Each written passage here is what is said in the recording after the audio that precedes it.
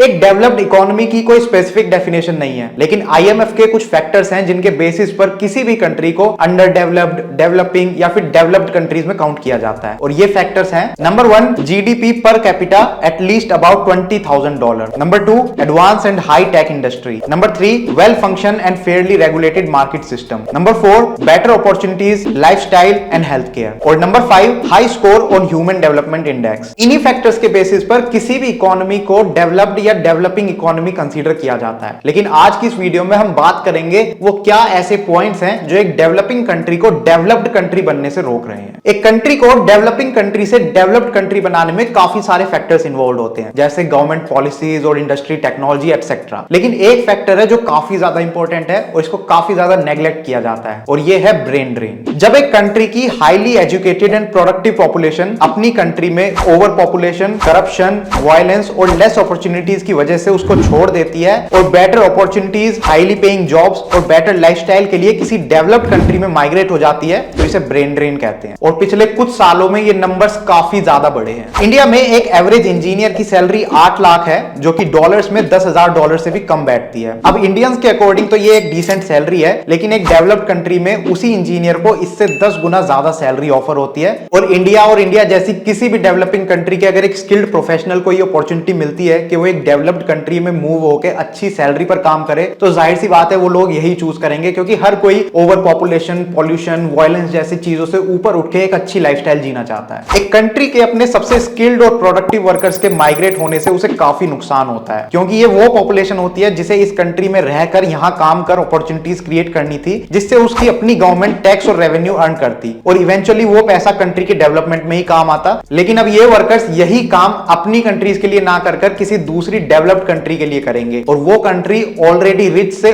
और ज्यादा रिच होती चली जाएगी, और इनकी खुद की कंट्री जो पहले से ही पुअर है वो और ज्यादा पुअर होती चली जाएगी। एक डेवलपिंग कंट्री की गवर्नमेंट अपनी इस पॉपुलेशन पर इन्वेस्ट कर उन्हें हर तरीके के रिसोर्सेज प्रोवाइड कराती है, ताकि आगे चलकर यही कंट्री के डेवलपमेंट में कंट्रीब्यूट कर सकें। गवर्नमेंट स्कूल्स, कॉलेजेस, हॉस्पिटल्स जैसे कई इंफ्रास्ट्रक्चर्स पर पैसे खर्च करती है, लेकिन जब ये पॉपुलेशन कुछ अचीव कर लेती है और इनको कंट्री को पे बैक करने का टाइम आता है, तो ये कंट्री से ऊपर अपनी पर्सनल लाइफ को चूज कर एक बेटर लाइफ जीना पसंद करते हैं। हाई इनकम कंट्रीज के पास एक और एडवांटेज होती है, रिच कंट्रीज स्टूडेंट्स की डिजायरेबल डेस्टिनेशन होती है रहने और काम करने के लिए, और ये टोटली इन कंट्रीज पर डिपेंड करता है कि ये कितनी स्किल्ड फोर्स अपनी कंट्री के अंदर लाना चाहते हैं। इसके लिए ये कंट्रीज स्किल्ड वर्किंग वीजा के नंबर्स को बढ़ा और घटाकर अपनी इकोनॉमी में जितने चाहे स्किल्ड वर्कफोर्स की एंट्री करा लेते हैं, और रिसेशन आने पर स्ट्रिक्ट रूल्स एंड रेगुलेशन लगाकर जब चाहे इन्हें अपनी कंट्री से निकाल भी देते हैं। एक नई कंट्री में माइग्रेट होने पर लोगों को रहने के लिए घर, फर्नीचर, जॉब, हर रिसोर्सेज की जरूरत होती है। इसके लिए वो अपनी होम कंट्री से काफी पैसा होस्ट कंट्री में ले आते हैं, जो कि इवेंचुअली इस डेवलप्ड कंट्री की इकोनॉमी को ही बूस्ट करता है। किसी डेवलप्ड कंट्री से पढ़ाई करने वाले स्टूडेंट को उसी कंट्री या किसी और डेवलप्ड कंट्री का वर्किंग वीजा मिलना आसान होता है। इसलिए एक इंटरनेशनल स्टूडेंट के लिए किसी डेवलप्ड कंट्री में डिग्री लेना काफी एक्सपेंसिव होता है, और इन पर किसी तरह का कोई गवर्नमेंट कंट्रोल नहीं होता, और इसी के पीछे कई स्कैम्स भी होते हैं। इंटरनेशनल स्टूडेंट्स को अपनी इंस्टीट्यूशंस की तरफ अट्रैक्ट करने के लिए ये यूनिवर्सिटीज टीचर्स पर उन्हें पास करने का प्रेशर बनाती हैं। और आपको बता दूं, एज पर सर्वे ऑस्ट्रेलिया पिछले कुछ सालों से पेट्रोलियम और नेचुरल गैस से ज्यादा पैसा उन स्टूडेंट से अर्न कर रही है जो इनकी कंट्री में पढ़ाई के लिए जाते हैं। एक कंट्री में ज्यादा से ज्यादा इंटरनेशनल स्टूडेंट्स आने से उस कंट्री को काफी फायदा होता है, क्योंकि ये स्टूडेंट्स अपनी होम कंट्री से अपनी पूरी पढ़ाई और रहने का एक्सपेंडिचर भी लाते हैं। इन कंट्रीज में रहकर पार्ट टाइम जॉब्स भी करते हैं, और ग्रेजुएशन कंप्लीट करने के बाद ये अर्ली स्टेज पर ही इंडस्ट्री में एंट्री करते हैं, और इस तरह एक लंबे टाइम तक जॉब कर ये उस कंट्री के लॉन्ग टाइम टैक्स पेयर भी बन जाते हैं, और इसी तरह एक डेवलपिंग कंट्री अपने सबसे स्किल्ड वर्कर को खो देती है। As per ministry of external affairs data,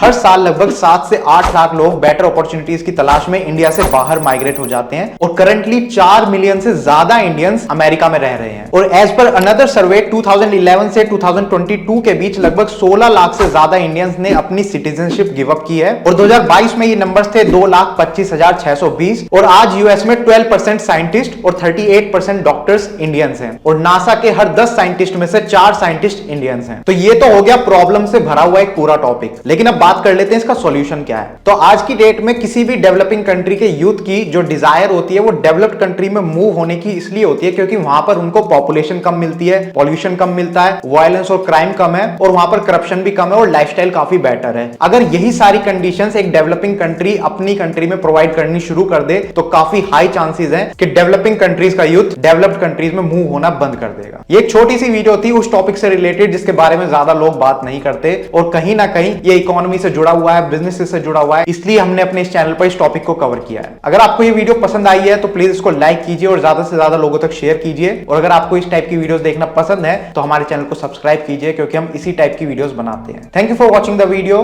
good bye.